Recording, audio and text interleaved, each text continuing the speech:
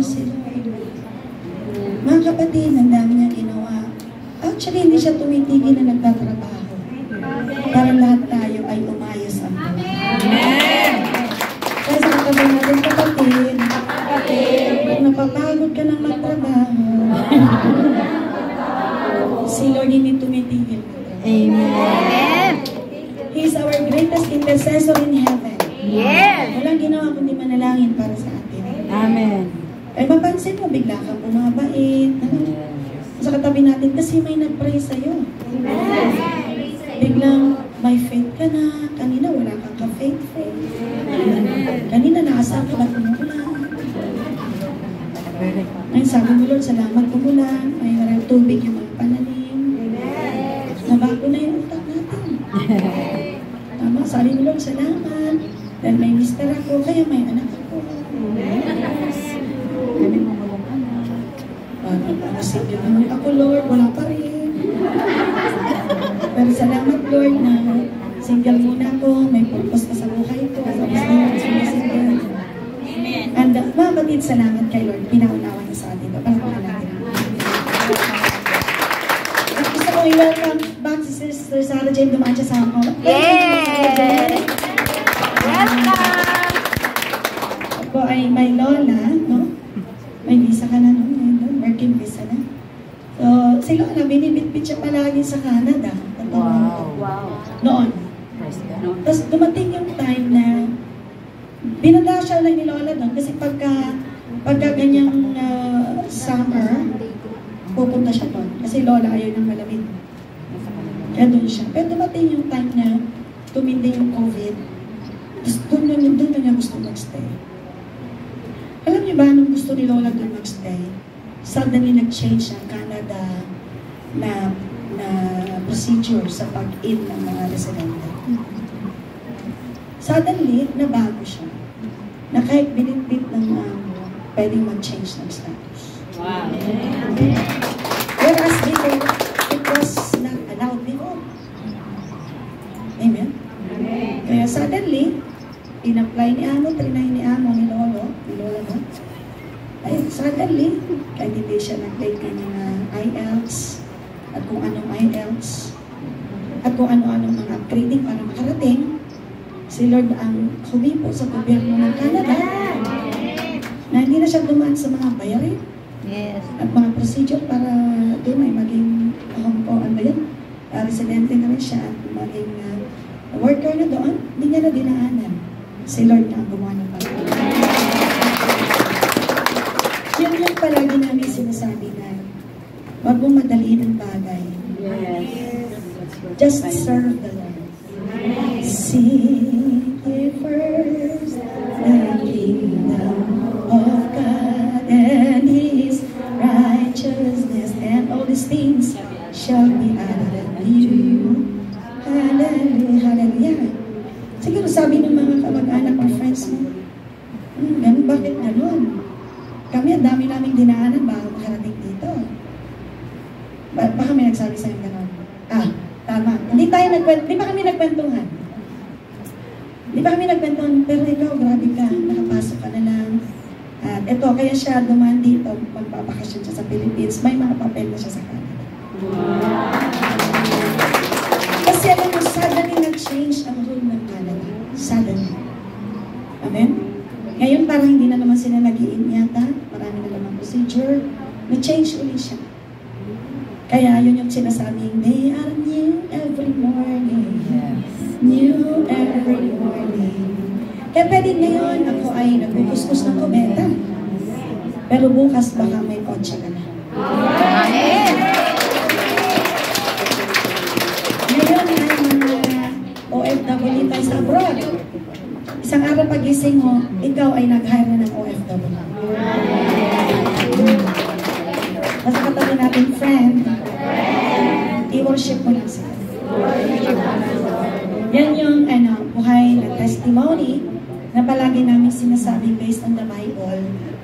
Just trust in the Lord with all your heart. Amen. Wag yung magmamigrate ka kasi pinilit mo lang. Mahal yun. At baka mabankrupt ka pa.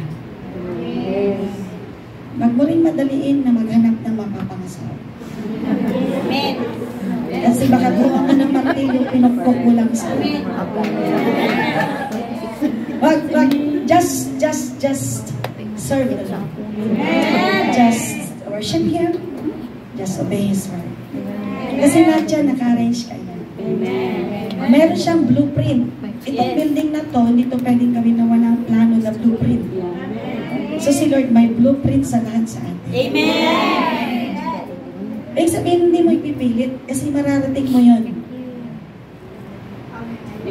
At hindi mo pwedeng sabihin, nagsumikap ako kayo kung nakarating. Hindi. May Diyos na nag-arrange kaya. Amen! Kaya ni Lord na mayabang. Amen! Kasi ang kayabangan kay Satanas galing. Amen! Kaya lahat ng tagumpay at lahat ng nararanasan natin is because of our God. Amen! He deserves to be praised. Yes, amen. Amen. God is good. So ito ang ating topic. Anong pamagat? The parable of the weeds growing in the Lord's field. Pero syempre, huwag mong kalilimutan. May bisita pa tayo. Kanina ko pa siya kausap. Taga-Rhapsody, Saikong, taga-Aglipay, Quirino. Si Karen. Marami yung Karen dyan. Salamat. Kasama ka namin, Karen. Tsaka yung mga iba pa, first time lang din dito, no? First time sa Wanchay, si Joanne. Welcome, Joanne. Thank you for joining me. So, mag-ocean talaga siya nag-attend. At siya ngayon ay kasama natin. Saan ka na sa Philippines, Joanne? Olongapo City po siya. Baka may taga-Olongapo dito. Ay, Olongapo City. Si Jane naman, kailan ka last umalis dito? 2022.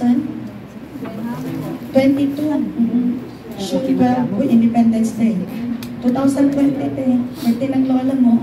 Tapos ito, it's May 25, tama ba ko? 2024, bilis na. At ngayon, magbabakasyon kasi yung anak mo, dadalawin mo rin. Hallelujah, God is good. So, yung mga kapatiran din tayo mga pabalik dito ng mga nagsiuwing Philippines na ang tawag doon ay nag-good for lang, hindi for good. Good for how many years? 2 years. Ganon, good for yan. At babalik din sila next time. Makakasama din natin sila. Kasi marami pa tayong gagawin sa Hong Kong. May assignment pa tayo dito. Amen?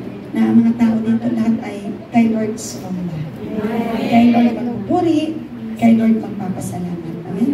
So, God is good. So, ito yung topic natin, pang-apat na ito. Ang unang parable, or talinghaga, na ating napag-aralan ay the parable of the 10 virgins.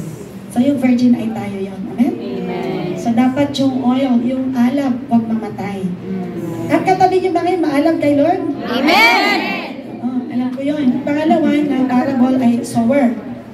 Na may 4 na klase ng soil, na puso ng tao, at isang araw magiging good soil lahat ng puso na yan.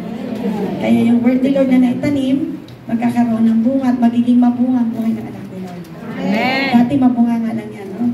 Next time ay magiging mabunga. Tapos yung last time na diniscuss ni Bishop, the parable of the mustard seed, na kung hindi yan siguro diniscuss, kung binabasa mo, paano naman yung ibon ay magpupugad sa mustard tree? Eh, ang alam ko sa mustard, mustasa, panghalo ng gulay. Paano naman magpupugad? At siguro maliit lang yun, nandun lang siya. Yung pala nakita natin na tree pala talaga siya. Napakalaki na. Nag-start siya sa pinakamaliit na seed. Anong pinakamaliit na seed?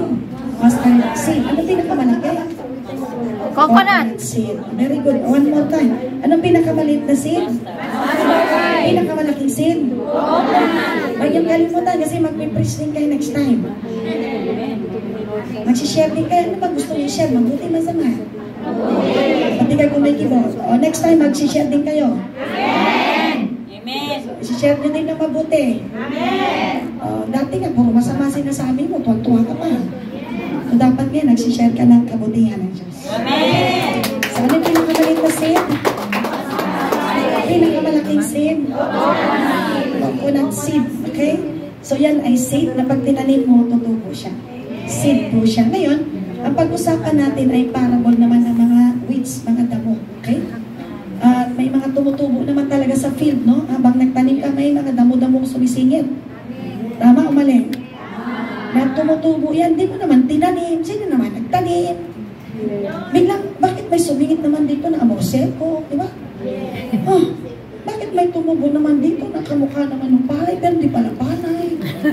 Sino dito ang nakakita ng ganon? Nagtataka, bakit tinutulong tinaniman ko, ba't meron na ito? May nagtanim kaya dito. Minsan nakasar ka, pero yun pala ay may parable yan, may talinghaga din yan, natutuo din yan sa ating buhay. Manalangin tayo. Ama namin, kinukomit namin sa inyo lahat. Maganap lahat ang iyong nais, fulfill ang lahat ng iyong gusto. Ang gusto mo lahat kami ay, ang bawat anak mo, Panginoon, ay magsilago sa pagtitiwala sa iyo. Lalago, Panginoon, ang bawat isa dahil maraming bagay na maintindihan. Yung dating di naunawaan, ang faith ay lalong lalago.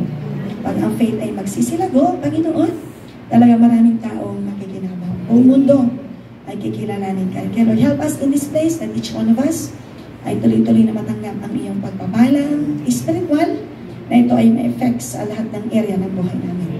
Exalted continually, God, in this time of study, Father. In Jesus' mighty name we pray.